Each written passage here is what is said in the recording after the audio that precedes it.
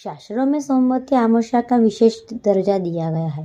कहते हैं कि इस अमावस्या पर व्रत पूजन करने से बहुत पुण्य मिलता है। जानिए सोमवती अमावस्या की व्रत कथा। नमस्कार, मेरा नाम सिया सोनी है। मैं आज आपको सोमवती अमावस्या की व्रत कथा सुनाने वाली हूँ। इसके बहुत बड़े फायदे हैं और इसकी कथा सुनने से अपने को पुण्य प्राप्त मिलता है। तो जानते हैं सोमवती अमावस्या की कथा।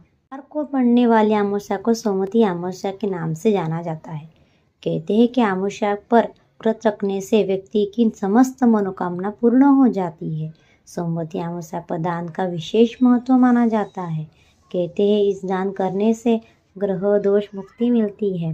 2 सितंबर को सोमवती अमावस्या से ऐसे इस दिन की विधि विधान पूजा करने से सोमवती अमावस्या की कथा जरूर पढ़नी चाहिए, तो ही अपने को सोमवती अमावस्या का लाभ मिलता है।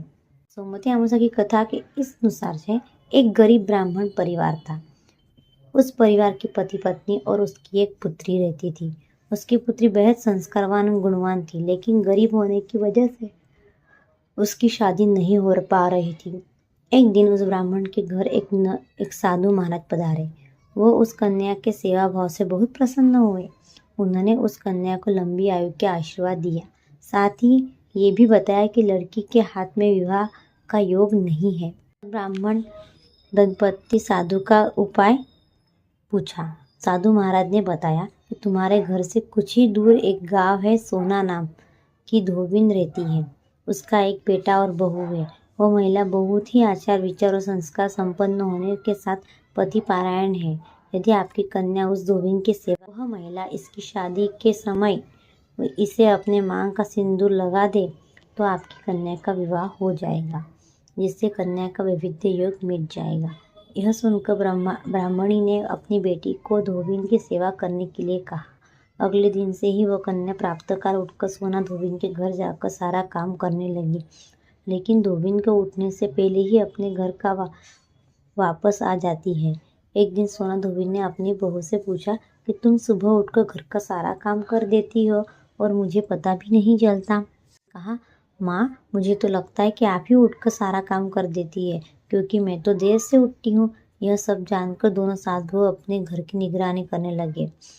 कई दिनों के बाद उस धोबिन ने देखा कि सुबह सुबह एक कन्या मुंह ढके उनके घर में आकर सारा काम करने के बाद चली जाती है। एक दिन जब वह कन्या के काम करने धोबिन से घर से जाने लगी तो सोना धोबिन उसके पैरों पर गिर पड़ी और पूछने लगी कि आप कौन हैं और इस तरह से छुपकर मेरे घर की चाकरी क्यों करती है।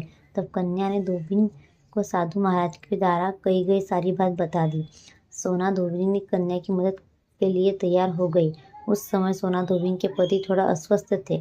सोना धोबिन अपनी बहू से कहती है कि जब तक मैं वापस ना जाऊँ तुम घर पर ही रहना। सोना धोबिन के जैसे ही अपनी मांग का सिंदूर उस कन्या की मांग में लगाया, वैसे ही उसके पति की मृत्यु हो गई।